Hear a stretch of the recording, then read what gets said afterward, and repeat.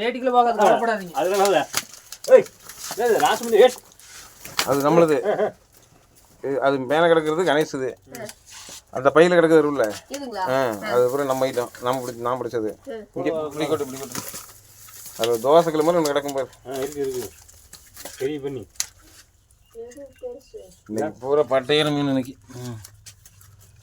எல்லா மீனுமே பட்டையா தான் இருக்கு, உருண்டையா தான் இருக்கு. இல்லை உருண்டை மீனும் இருக்குது. செம்மையான சைஸ்.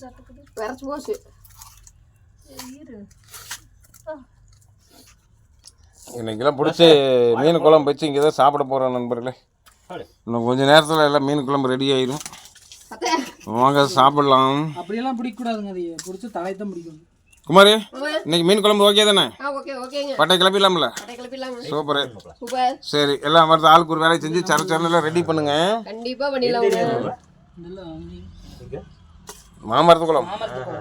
இந்த மீன் அத்தனையும் மாமர குளத்தில் பிடிச்ச மீன் தான். பூராமே கம்ப்ளைண்ட். இல்லை ஃபோன் அடிங்க வரட்டும். ஃபோன் அடிச்சிட்டேன், வரேன். எல்லாமே பெரிய சைஸ் தான்.